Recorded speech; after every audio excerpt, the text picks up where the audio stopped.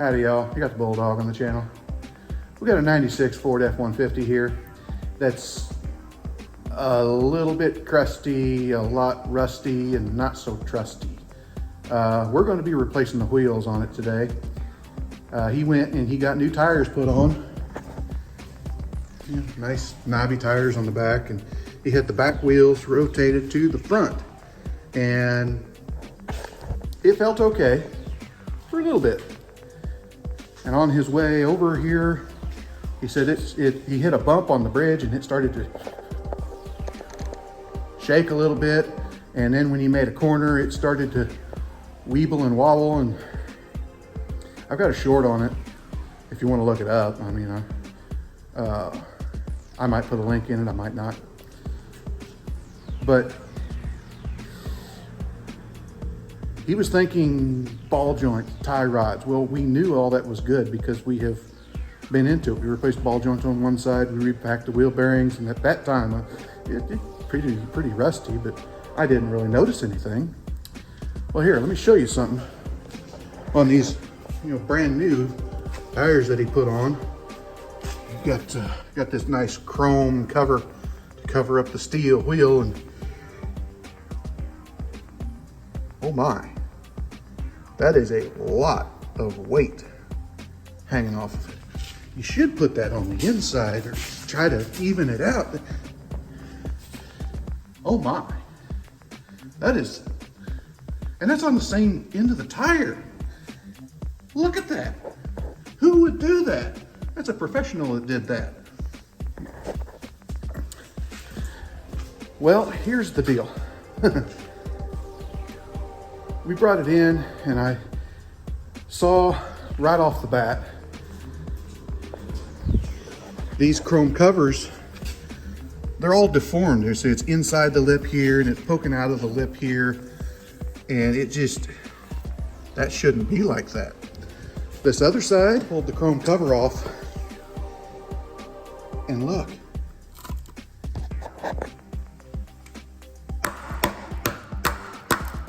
Look at all that rust. And, uh-oh. That is rusted clear through. This wheel had been on the back, so you didn't notice it as much. But when it came in, there were chunks of this rust sticking out from underneath the chrome cover. Let's pull the chrome cover off that other front wheel and take a look. Held on by these flathead screws here.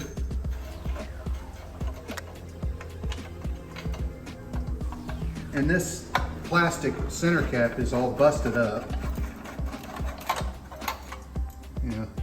After 2 screws, it just falls out.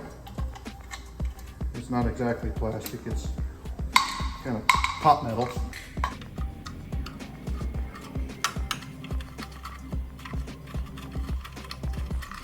Now, can we get this cover out?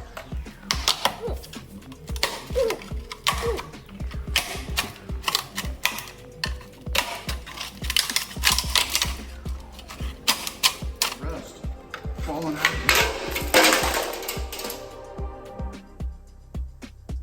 Wow.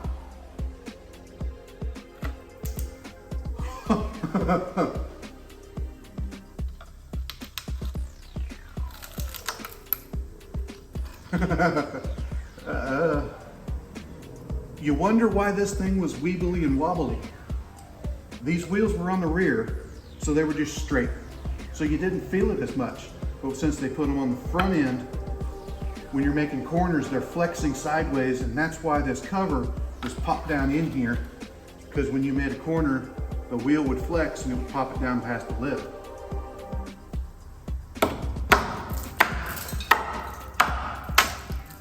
I want people to take their stuff to a professional and get it done right if they don't know how to do it themselves. This guy knows how to do it himself. He used to do semi-tires, but he doesn't have the equipment to do it. But he trusts us to do it. And they did him dirty. Why wouldn't they tell him about this? This is a safety issue. This was a tire shop that did this. that let this go. I'm gonna pull the back one off and we'll see what they have underneath all of them wheel weights. First, I wanna pop his new tires up on the new rims, and we'll do the front end, and then we're gonna take his new tires off those back rims and put them on his new wheels. What we got for him is these rough country rims. They are pretty cheap. They're 8-inch rather than the 6.5-inch wide. You know, we didn't get center caps, he doesn't really care. And these were just about the cheapest wheels we could find for this truck. And they fit.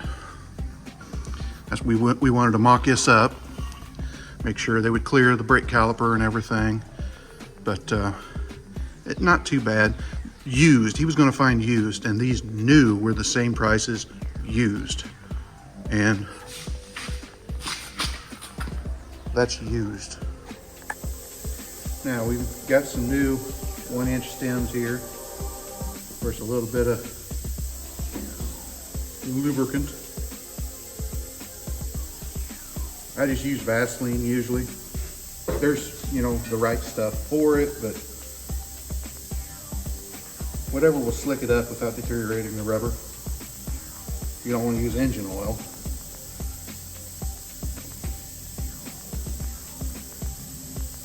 There we go.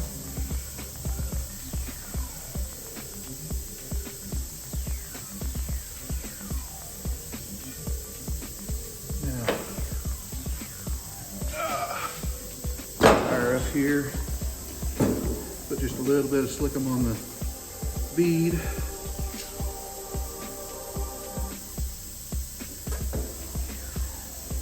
You want it to slide without damaging the rubber.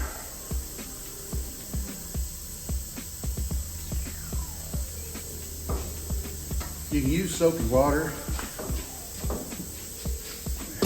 but you have to be quick about it because it'll dry out. This stays on there pretty good.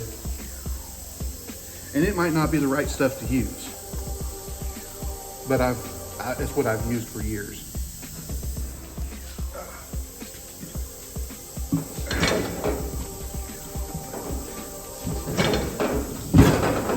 And when you're big enough, you can get that on there.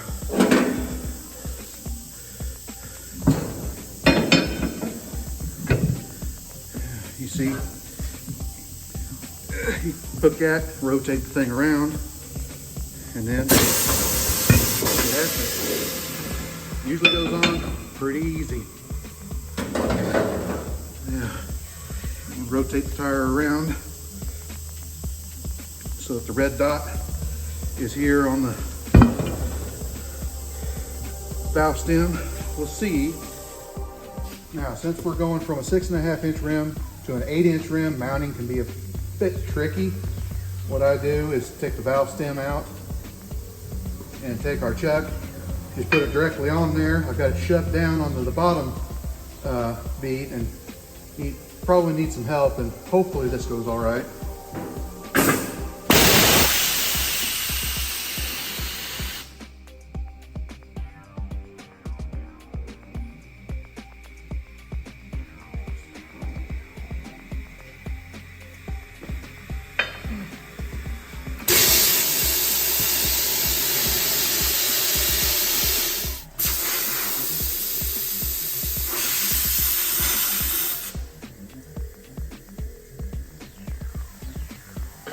You don't want to put too much pressure in it to seat them beads. That's part of the reason why we lube them up.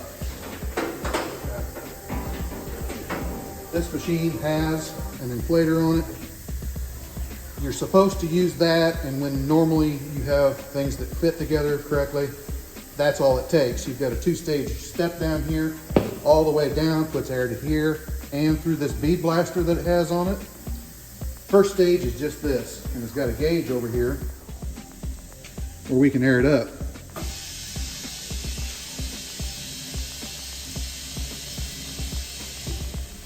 You let off the trigger and that tells you how much is in it.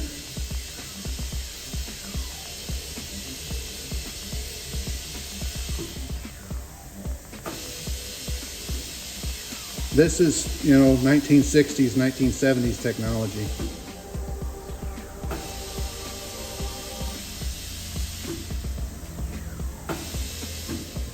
We're gonna put about 35 pounds in it. Throw it on our old bubble balancer here. I usually try to give it a spin, make sure everything's seated correctly. This one's fluid dampened.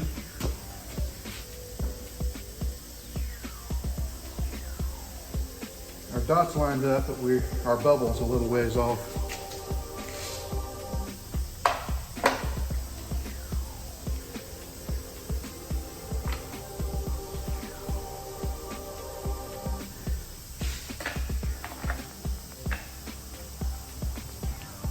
This is kind of trial and error. Some of the big tire shops, they have the machine that will tell you exactly how much to put on it and exactly where, but they're the ones that sent those wheels out the way they were. So, you know, whatever you think.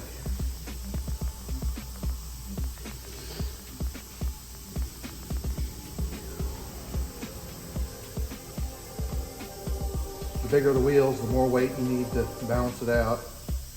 Is this the right way to balance it? No. You should have a spin balancer. It's more accurate. But we don't have that. Since we don't do tires, we don't have any inclination to get it.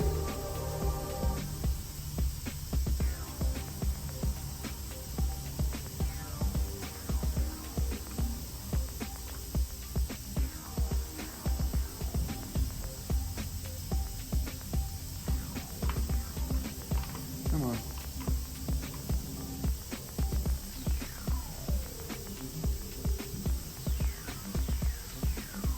There we go. Now what I'm going to do is put one of them here, and I'm going to put the other one on the back side. Look at the amount of weight that's on this tire. Let's settle over here and take this cover off and see what it looks like underneath, see if it's just like the front one.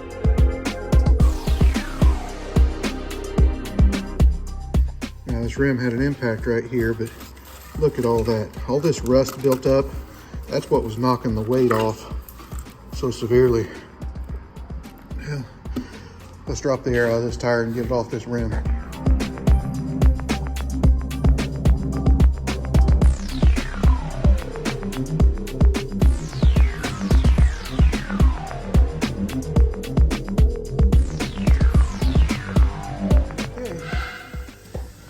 We got the rest of them all mounted up and balanced.